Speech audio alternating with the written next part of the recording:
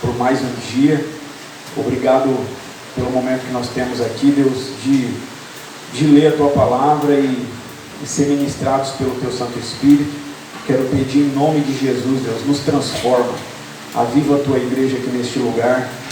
Deus, nos ajuda aí desenvolvendo a nossa vida, ajuda cada um aqui crescendo na graça e no conhecimento do Senhor, Deus, experimentando cada dia, Deus, a maravilhosa graça do Senhor, o que é a vida vitoriosa em Cristo, vencendo tentações, vencendo lutas. Deus, ajuda cada um aqui, Deus, derrama Teu Espírito sobre a Tua igreja, reveste cada um aqui, Deus, com toda a armadura do Senhor. Nos abençoe, nós precisamos de Ti e sem o Senhor nada podemos fazer. Continua suprindo as nossas necessidades e eu quero Te pedir em nome de Jesus, cura os enfermos no nosso meio e nos livra de todas as enfermidades para a Tua glória, em nome de Jesus, amém. Essa semana nós tivemos aí uma semana de conferência, né? E não consegui assim ouvir todas as mensagens ainda, né? Estão gravadas, então ainda dá para ouvir, mas foi as coisas que eu ouvi, as coisas que foram compartilhadas, muito edificantes, né? Para minha alma especialmente, né? Então foi um tempo muito bom. Quem aproveitou, aproveitou. Quem anotou, aproveita mais, porque relembra, né? Até comentei esses dias aí na sala acho que foi lá do segundo ano, né? Que eles tem uma mensagem do pastor que ele colocou lá as 3 armadilhas, depois ele falou das 3 consequências, né? Ele falou, quem anotou, só muda as ilustrações, coloca as suas depois no esboço para sua viagem de férias e está pronto, né? Está pronto o esboço, né? Quem não anotou, perdeu, né? Quando chegar lá, o pastor falou, prega aí na igreja, misericórdia. O que eu vou pregar? O que eu vou pregar? Né? Então, é importante você anotar, né? E tem uma coisa que o pastor falou durante a conferência, e assim, quando ele foi falando aquilo, particularmente eu fui lembrando muito do meu tempo de seminário como aluno, e as mensagens do pastor Larry, as coisas que ele compartilhava conosco, como ele sempre motivou você desenvolver a sua vida com Deus, você crescer realmente, né? Não é o que nós vemos por aí. A maioria hoje do sistema religioso é que você depende de um líder, você depende de alguém que ore por você, você depende de alguém lá que tem que pregar a mensagem para você todo final de semana, né? Eu não estou falando para a gente não congregar, isso é mandamento, você tem que congregar, você tem que ter relacionamento com pessoas, isso é o reino de Deus. Mas eu estou falando de pessoas que fazem reféns nas suas igrejas. Você tem que vir aqui, você tem que receber uma oração minha, você tem que ouvir uma mensagem aqui. Isso não é evangelho, porque evangelho é você desenvolver um relacionamento pessoal com Cristo. Salvação é pessoal, né? É você sendo perdoado dos seus pecados e Cristo vindo habitar em você. E no meio dessa conferência o pastor falou, né? Teve um momento que ele citou uma mensagem do pastor Larry, antiga. Essa mensagem não tem gravada lá no grupo, né? Avenidas de Graça. E aí o pastor aqui ele foi falando várias coisas o que acontece, né? E ele usou uma ilustração. Imagina que você chega numa praça, uma praça central, e essa praça tem várias avenidas chegando nela, muitas avenidas chegando nessa praça. Porém, todas as avenidas estão fechadas, estão obstruídas por alguma coisa, né? O que vem dessas avenidas não está chegando até você. E é você que tem a responsabilidade, o dever, a obrigação de abrir essas avenidas para que a graça daquilo ali seja derramada na sua vida. E aí ele foi ilustrando sobre a leitura da Bíblia, o que a leitura da Bíblia faz na sua vida, né? E às vezes eu fico olhando, sabe, os alunos eles pensam que porque eles leem a Bíblia uma vez no ano, e quando você termina o curso você leu a Bíblia 3 vezes pelo menos, parece que você leu muito.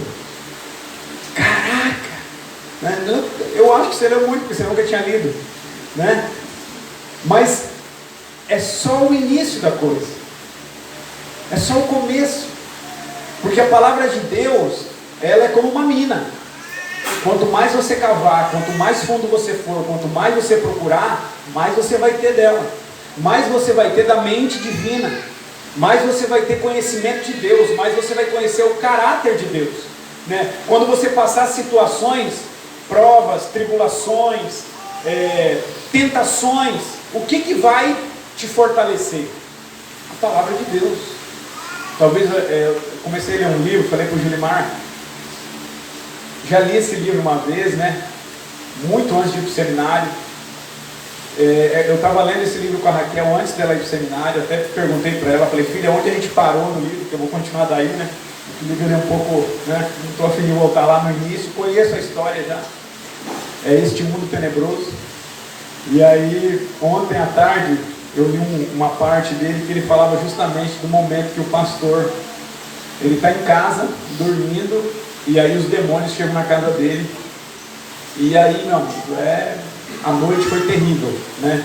Os demônios passando por cima dele, e fazendo barulho, e conversando, e ele escutava, sabe, um tormento, né? A noite dele, e a minha noite foi assim hoje, né?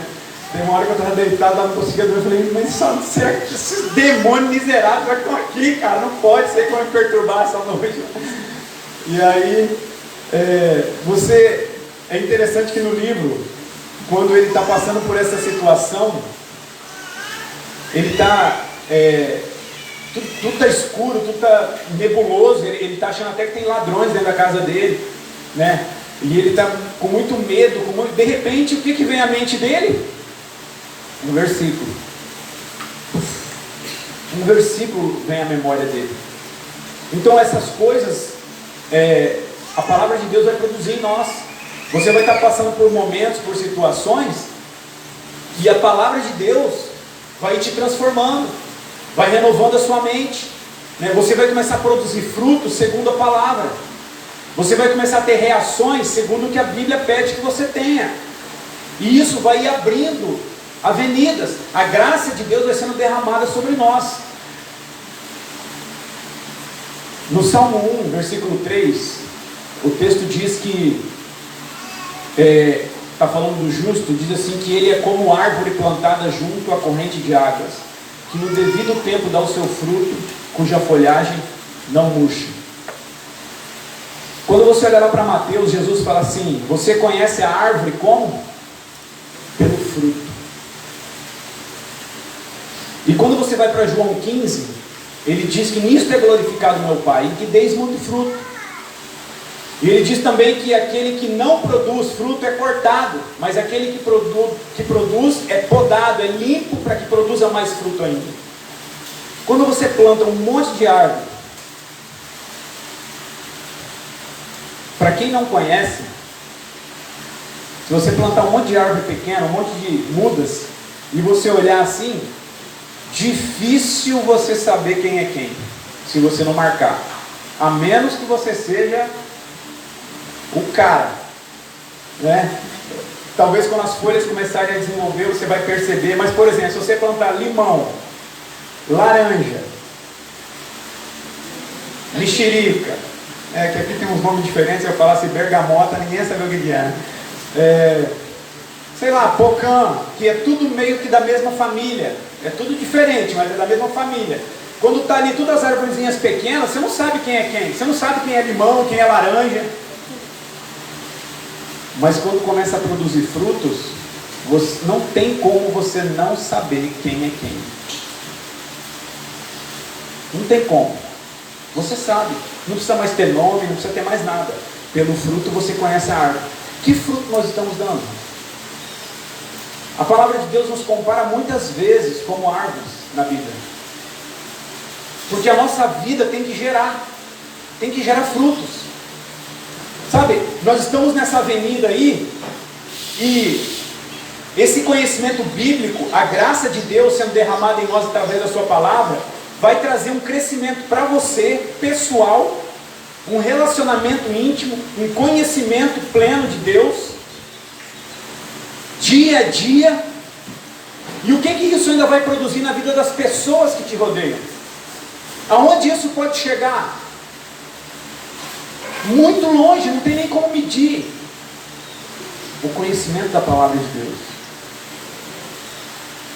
Você vai ter a oportunidade de compartilhar com muitas pessoas o conhecimento da palavra de Deus. Depois o pastor falou sobre oração. O que acontece quando você começa a orar? O que acontece na sua vida quando você começa a ler bons livros? As experiências que você tem, o conhecimento que você adquire, como a sua mente começa a se abrir. Vou falar uma coisa para você, viu? Alunos, a memorização é uma avenida que você precisa abrir também. Sabia? Quando você começa a memorizar a palavra de Deus, muitas coisas começam a mudar.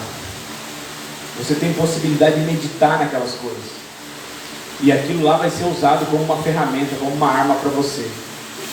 Então a memorização também vai produzir muita coisa na sua mente, na sua vida, no seu desenvolvimento. Andar com pessoas que estão andando com Deus. Andar com homens e mulheres de Deus. Pessoas que vão te ajudar a caminhar. Sabe, existe uma coisinha chamada lei da atração moral. Normalmente as pessoas começam a andar com o tipo de pessoas que pensa como ela, que age como ela. Não é temperamento, tá? Não tem nada a ver com temperamento. E se você começar a andar com pessoas que estão para trás de você, você quer ver uma coisa? Quem está treinando jiu-jitsu? Nós somos tudo faixa branca, né? 100 graus ainda. Oh, pobres mortais. Você já pensou se a gente tivesse no nosso treino aqui, todo treino, sei lá, um faixa preta, uns 2 marrom, mais 1 ou 2 faixa roxa? Como você acha que seria a qualidade do nosso treino? A gente ia desenvolver muito mais rápido. A galera que está começando hoje aqui está abrindo um caminho, está abrindo uma picada. Quem chegar depois, o dia que essa galera aí estiver graduada já tiver faixa azul, faixa roxa, faixa marrom, e for chegando novas pessoas para treinar, essas pessoas vão desenvolver muito mais rápido do que nós que estamos começando hoje. Porque vai ter gente muito mais qualificada, o treino vai ser muito melhor. Na vida espiritual é assim também, cara. Se você andar com gente que está no mesmo nível que você, como que você desenvolve? Se você andar com gente que está para trás de você, como que você desenvolve? Muito difícil. Nós precisamos andar com quem está na frente. Eu estou falando da vida espiritual.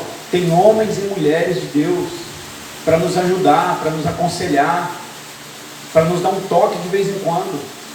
Então, isso é graça de Deus para nós também.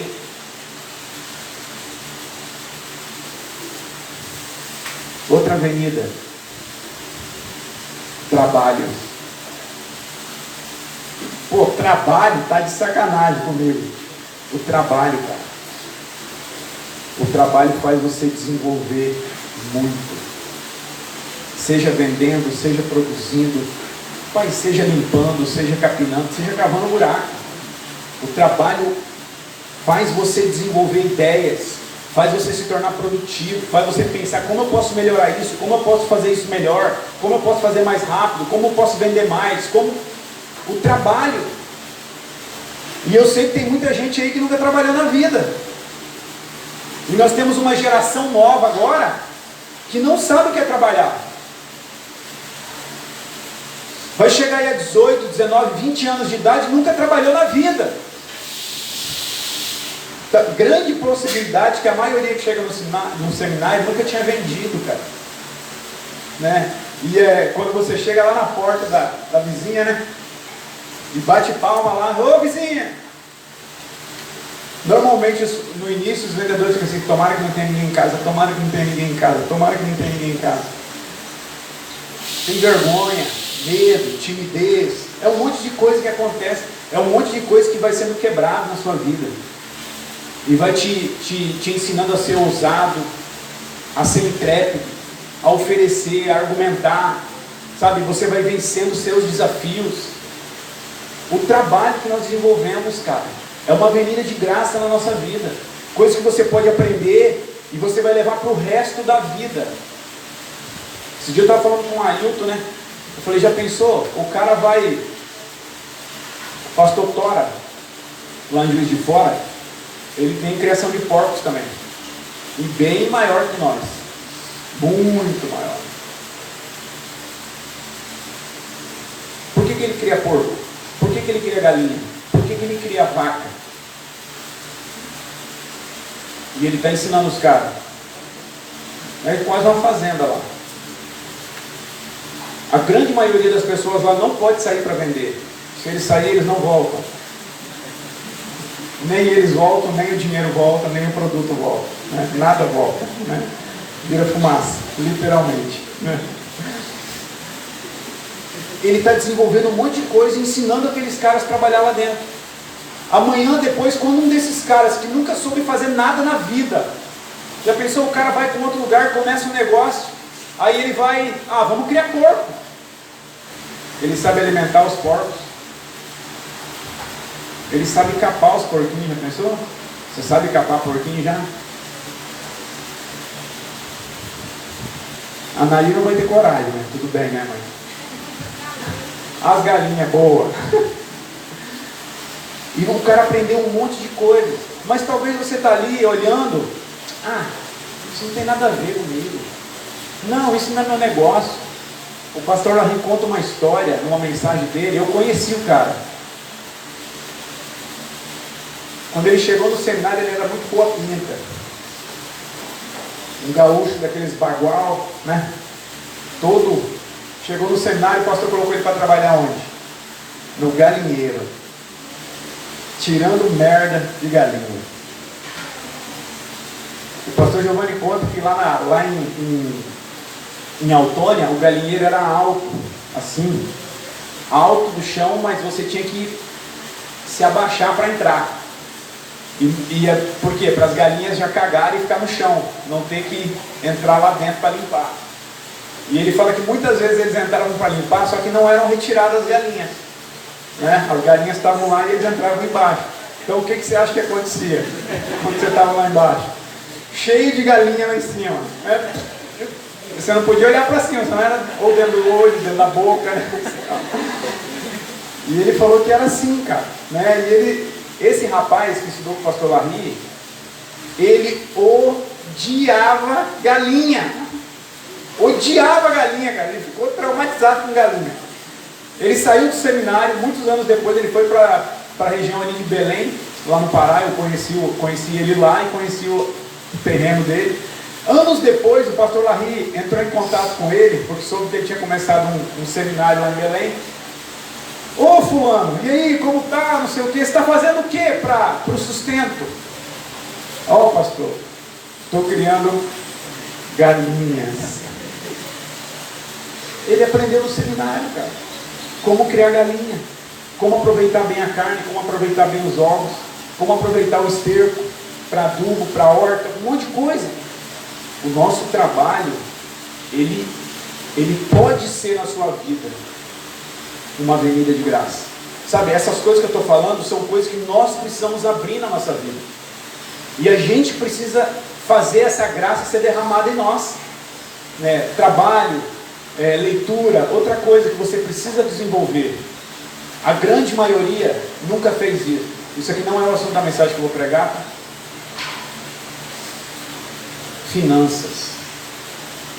Você aprender a ser um bom administrador daquilo que chega na sua mão. Sabe, nós temos um grande exemplo hoje, que é o nosso país. O nosso país foi mal administrado por 16 anos. Uma péssima administração. E quem acha que ganhou alguma coisa, está muito enganado.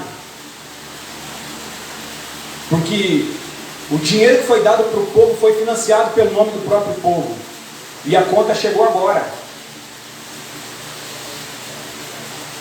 Uma péssima administração. E aí agora sobra dinheiro. E o que o novo presidente Bolsonaro fala? O que tem que fazer para sobrar dinheiro? É só não roubar.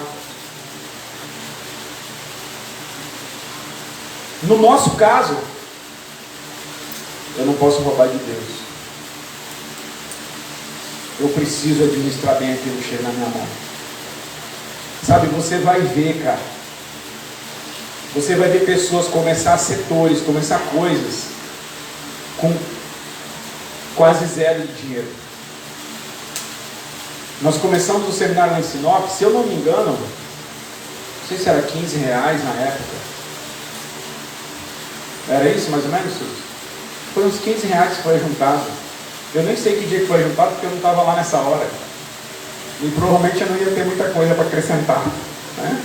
Então, mas eu sei que foram no mercado comprar farinha, sal, açúcar, fermento para fazer pão. E você vai ver também pessoas que às vezes vão receber uma grana de início para começar algo, para fazer algo.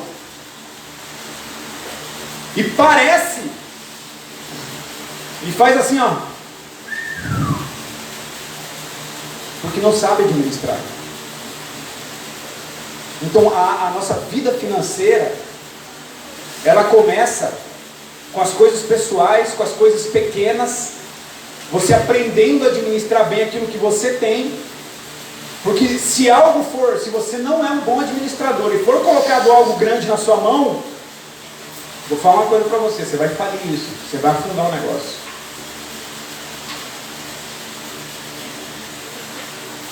É uma área que precisa ser desenvolvida. Essa avenida, ela precisa ser aberta na nossa vida.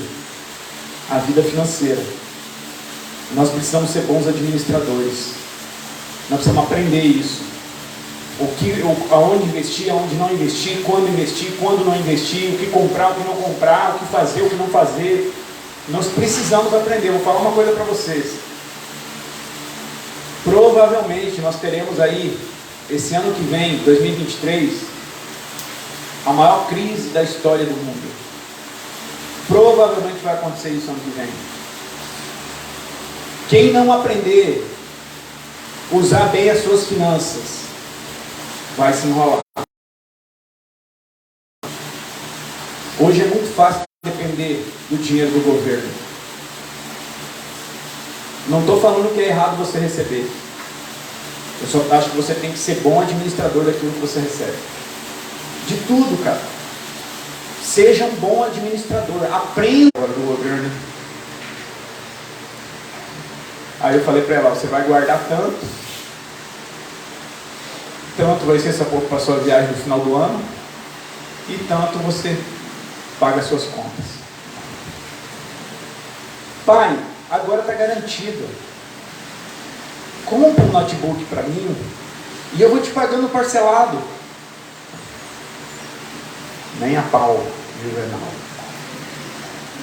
Quando você me der o dinheiro todo, pode ser que eu compre parcelado, com o dinheiro na mão, porque eu quero os benefícios da parcela do cartão.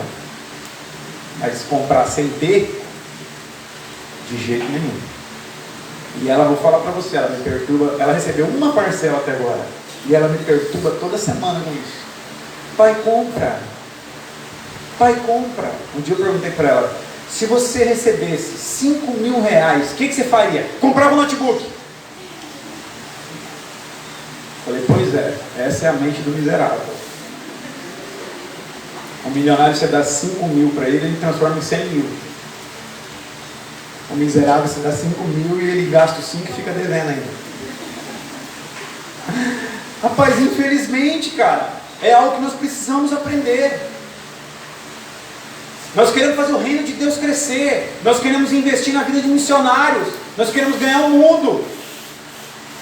Então nós temos que ser bons administradores. Senão isso não vai acontecer.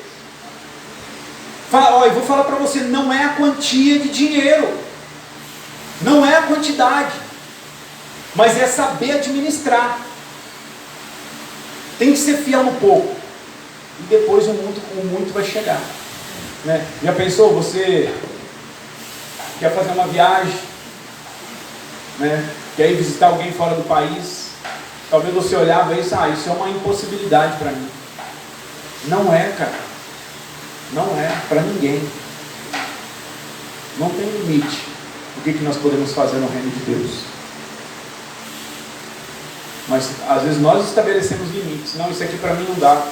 Eu não tenho como fazer isso. Tem sim, cara. Nós precisamos desenvolver, nós precisamos aprender, nós precisamos crescer. E rapidamente eu quero falar o que impede de você desenvolver essas coisas na sua vida. Abra sua Bíblia em Números, capítulo 14.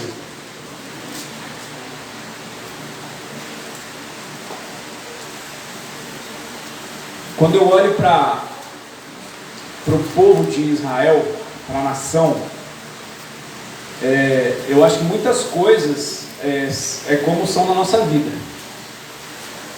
Um dia você estava cativo no Egito, preso na sua vida de pecado, e Jesus Cristo te libertou, te trouxe salvação, te trouxe libertação do poder do pecado, da velha vida.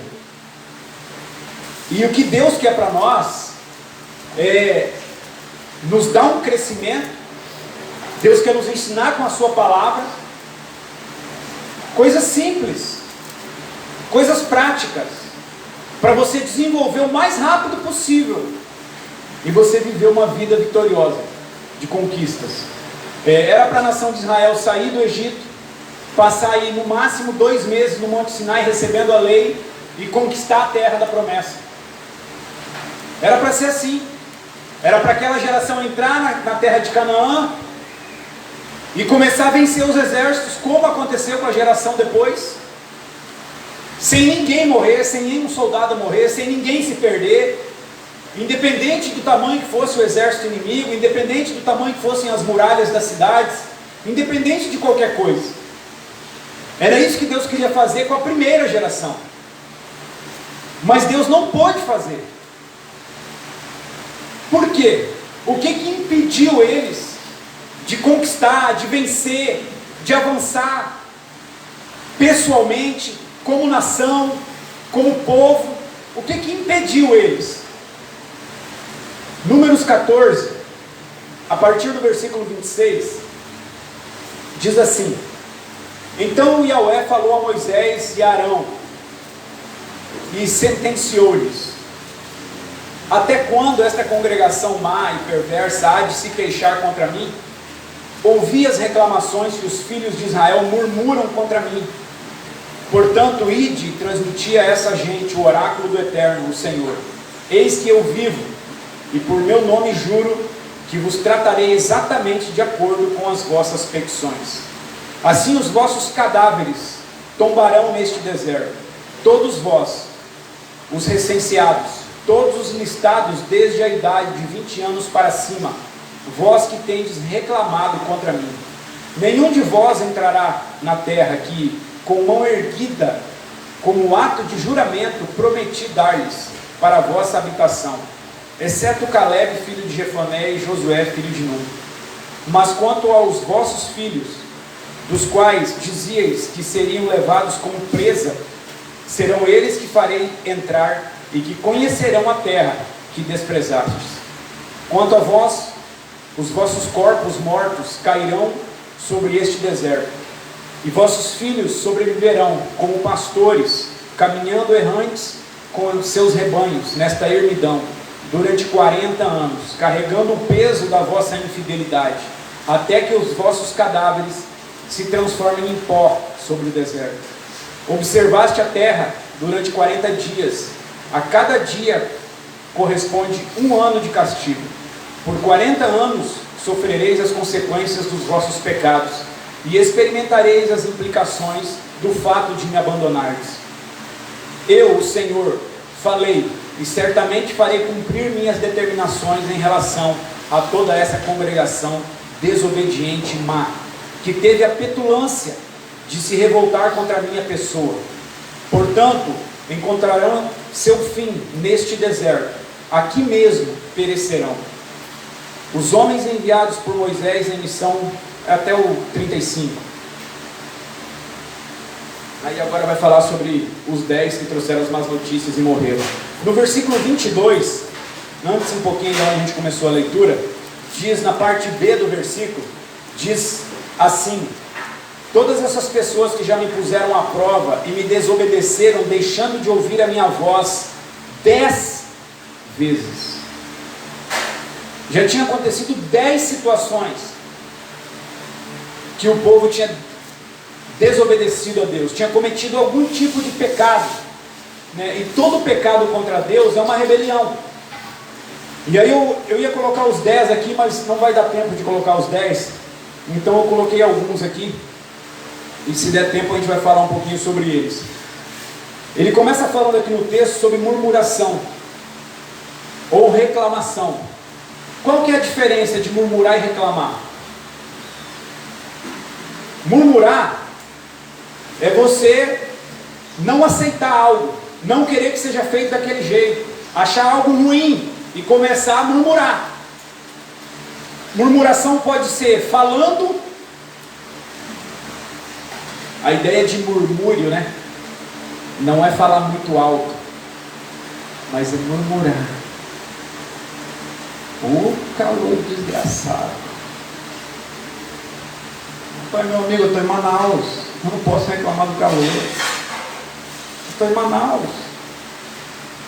Esse dia eu estava pensando, sabe? Talvez até isso que tenha me atrapalhado um pouco de dormir à noite, né? O calor, cara, essa noite, rapaz, estava quente, mano, né? E aí eu fiquei pensando assim, é só um momento. Logo vai passar. Deus quer fazer algo aqui. E se Ele nos trouxe aqui, louvado seja o nome do Senhor.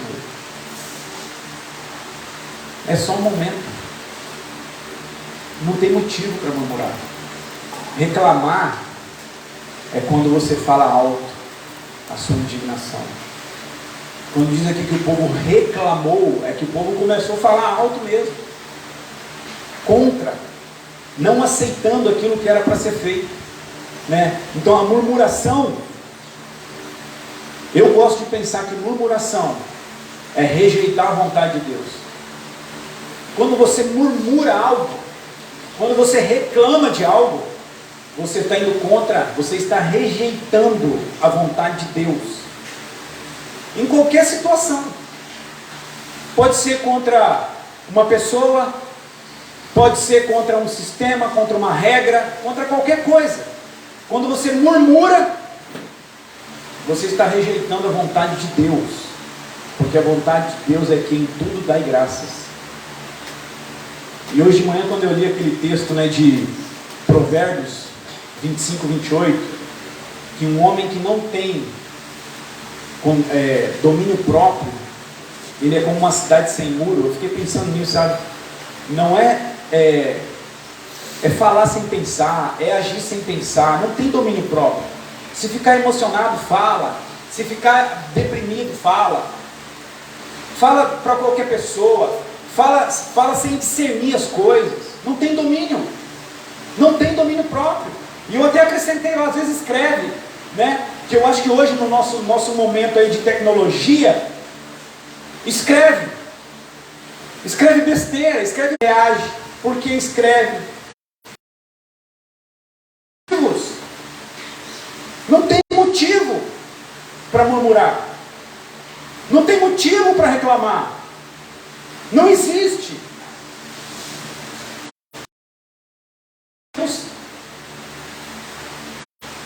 Ah, não gosto de tal regra. Esse pão horrível. É isso que eles falam, do pão que cai do céu. Murmuram. Nós não temos motivo nenhum das coisas que Deus tem nos dado e das coisas que o Senhor tem feito por nós. Deus tem sido muito bom conosco. Muito bom. E Ele tem cuidado de nós cada dia. Sabe, não existe motivos para a gente murmurar. Abertas é a insatisfação. Insatisfeitos com aquilo que Deus faz ou com aquilo que Deus dá. Geralmente a insatisfação ela vem de uma expectativa que não foi atendida, não foi suprida, não foi realizada. Talvez você crie uma expectativa e ela não acontece como você queria que acontecesse. E existe uma tendência de a gente ficar insatisfeito. Qual é o remédio para você não ficar insatisfeito? Dá graças. Quando você dá graças a Deus, você não fica insatisfeito. Quando você crê que Deus faz todas as coisas cooperar, você não vai ficar insatisfeito, porque Deus vai mudar. Eu me lembro que quando a gente ia vir para Manaus, nós ainda estávamos lá em Belém, a galera de lá começou a olhar fotos daqui, começou a procurar vídeos na internet daqui, e começou a criar um negócio assim, sabe, na mente deles. Às vezes eu chegava, eu via eles na rodinha assim, porque lá nós vamos fazer isso, nós vamos fazer aquilo, nós vamos não sei o que, nós vamos nós vamos conquistar o mundo. E eu falava para eles assim: crie a pior expectativa possível, a pior situação possível. Não, a gente só está vendo, a gente só está... Mano, quando a galera chegou aqui, aquele balão da expectativa explodiu, fez pum! E não era aquilo. E é assim, cara, especialmente nessa situação, né? Você está num lugar e você está indo para outro, e você cria uma grande expectativa, a possibilidade daquilo não acontecer é gigante, de acontecer dificuldades, problemas, circunstâncias adversas, né? Particularmente, como eu já sou mais vacinado, eu não criei expectativa, cara, nenhuma, muito pelo contrário, acho que meu melancolismo me ajuda um pouco nessa hora. Então, eu criei as piores expectativas. Tudo que acontece um pouquinho melhor do que aquilo, por isso aí, né? Mas a gente precisa cuidar para não ficar insatisfeito. Muito cuidado, sabe? Com insatisfação. Se você começa a ficar insatisfeito, na verdade uma coisa vai ligar na outra, né? Quando o seu coração fica insatisfeito, veja bem, a boca fala aquilo que o coração está cheio. Se o seu coração se tornar insatisfeito, vai começar a sair pela sua boca. E provavelmente quando sair insatisfação, rapaz, você vai murmurar, você vai reclamar, porque alguma coisa não vai estar boa. Então é uma coisa que nós precisamos cuidar muito, cara, sabe? E muitas vezes as coisas não vão acontecer como nós gostaríamos que acontecesse. Sabe, às vezes a gente, conversando com o Giovanni Cruz aqui essa semana aí, que eu me lembro, é a segunda vez que acontece essa situação, né? Uma vez aconteceu lá em Sinop, nós levamos ele na chácara, a chácara era do Julimar. O Julimar deu a chácara para a gente começar o seminário. A chácara tinha assim, tinha uma casa construída sem telhado, tinham roubado o telhado. Eu acho que tinham roubado as telhas, tinham roubado tudo, tinham roubado caixa d'água. Era só as paredes. Então a gente ia ter que, olha só, já tinha cerâmica no chão, ia ter que cobrir, talvez se quisesse pintar, a casa já era rebocada. Assim, na nossa mente, 3, 4 meses, está tudo show, e nós estamos morando aqui. Quando o Giovanni Cruz foi lá, era tipo assim, mais ou menos agora, tipo agosto. Então o nosso plano qual era? Em janeiro a gente muda. E aí levaram ele lá, ele chegou, olhou o terreno, olhou a casa. Eu não vou me lembrar exatamente o tempo, mas ele falou mais de 1 ano. Quando ele falou aquilo, por dentro eu fiquei indignado. Me deu um negócio assim, pessimista. Ele é pessimista, cara. Ele não acredita. Como é que pode? Né? E fiquei assim, me deu um negócio assim por dentro, sabe? Não, nós vamos mudar em 4 meses, cara. Em 4 meses nós estamos aqui. Foi muito mais de 1 ano, cara. O balão da expectativa estourou. Demorou um tempão cara. Mais de ano para a gente conseguir mudar. Essa semana aqui, a gente conversando ali, aí eu falei para ele da situação de colocar os casais aqui. A gente quer construir ali, quer construir aqui, terminar aquilo lá em cima. Ele olhou para mim assim: vai levar muitos anos para você conseguir fazer isso. Aí de novo aquele mesmo sentimento. Rapaz, ele enxerga mais do que eu, cara. Ele falou, o que aconteceu aqui, desse dobro de pessoas em tão pouco tempo, leva anos para resolver. E ele já está mais de 20 na missão. Então ele já viu muita coisa. Sabe, hoje eu aprendi a guardar meu coração contra essas coisas. Para não ficar insatisfeito, cara. Sabe, mas verdadeiramente satisfeito com aquilo que Deus tem feito. Satisfeito. E pedindo para Ele, rogando, implorando, para que a gente ache graça aos olhos dEle. Para que Ele olhe para nós com graça e nos abençoe. Em todos os sentidos. Em tudo o que nós precisamos. Satisfeitos com Deus, dependentes de Deus. Sabe, guarde o seu coração. Porque se você ficar insatisfeito, rapaz, essas avenidas que é para ser abertas na sua vida, que vão derramar graça de Deus sobre você em todas as áreas da sua vida, em tudo, elas podem começar a ser fechadas, sabe? E aí o que acontece? Nós estamos lá naquela praça, tem um monte de avenidas chegando, as avenidas se fecharam ou estão fechadas. A nossa vida, ela é muito ativista. Nós não paramos. Nós acordamos cedo, nós trabalhamos, nós estudamos. A nossa vida é muito corrida. Então você está assim na praça, ó, dando voltas, e voltas, e voltas, e voltas. E parece é só um fruto. As obras que nós realizamos é só um fruto. O dinheiro que nós queremos e que nós usamos, ele é um servo nosso, ele não é nosso Deus. Então nós vamos tomar cuidado com isso. Para a gente não estar só dando voltas, e dando voltas, e dando voltas.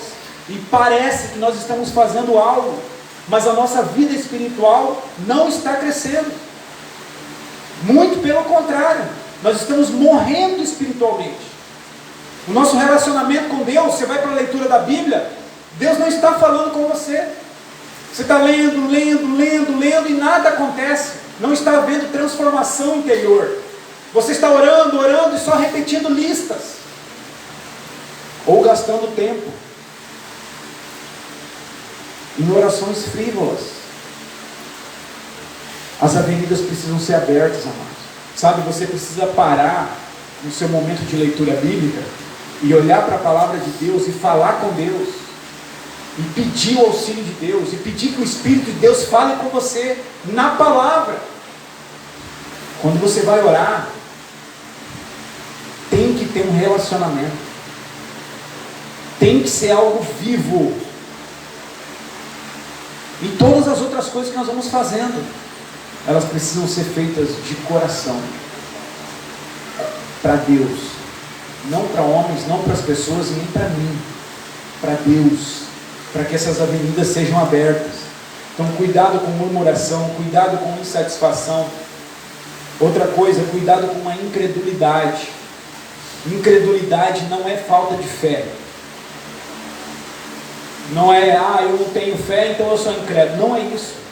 Incredulidade é você ter um conhecimento, você tem um conhecimento, você sabe que você deve confiar em Deus para determinada situação, mas você escolhe não confiar.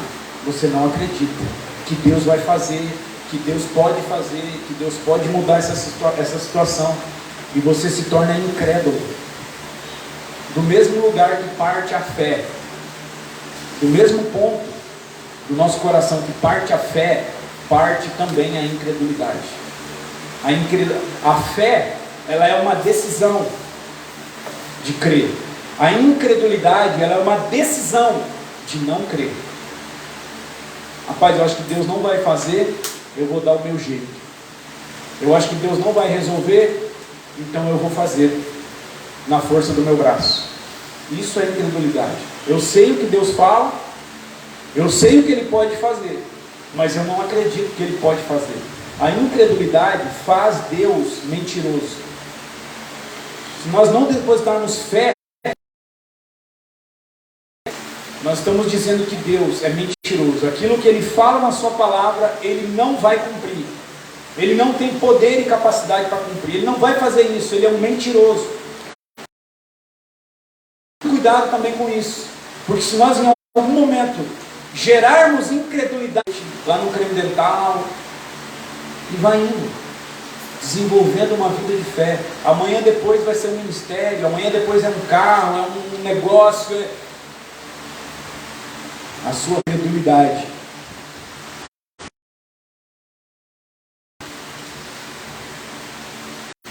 Eu acho que nós, sabe, é difícil você sair por aí fazendo coisas feias. Difícil. Eu acho que esse tipo de coisa não vai acontecer. Mas pequenas coisas.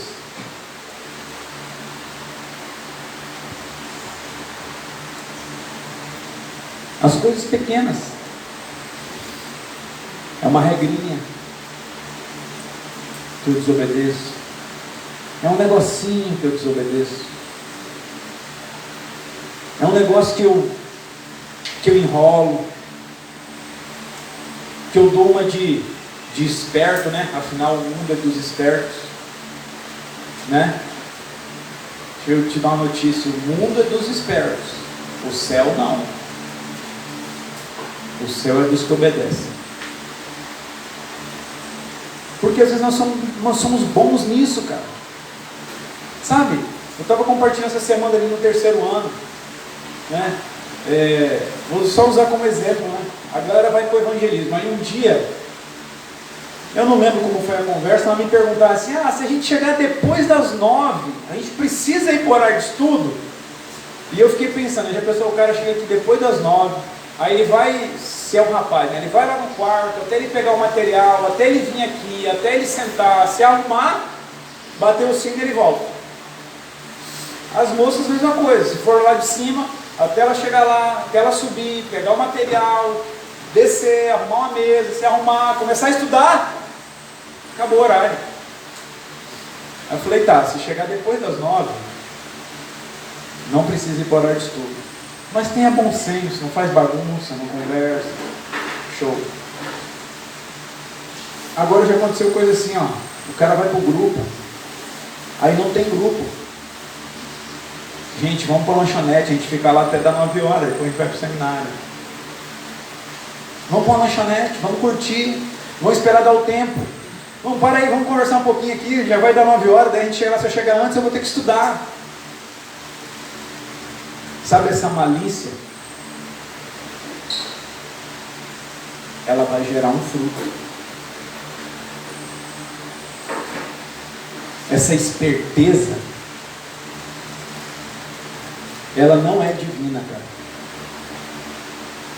E nós precisamos tomar muito cuidado com esse tipo de coisa.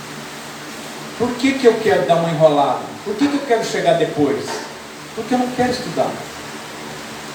Porque eu não quero fazer o que tem que ser feito. E às vezes uma atitude dessas fala muito, cara. Muito alto.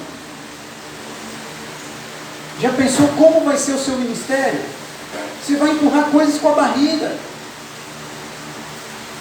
Vai deixar coisa para lá. É desobediência.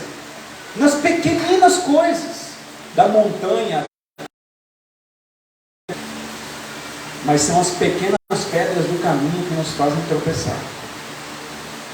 Sabe? Então, cuidado com as pequenas coisas. Eu estava lendo um livro hoje de manhã, não vou lembrar agora da frase que ele usa, mas ele está falando exatamente sobre essa questão.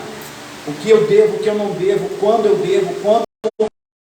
Se eu não aprender isso, cara, eu não vou ser sucesso na vida. Ele usa uma expressão, eu vou ser Como é que é quando é um negócio falso? Eu não lembro, ele usa uma palavra.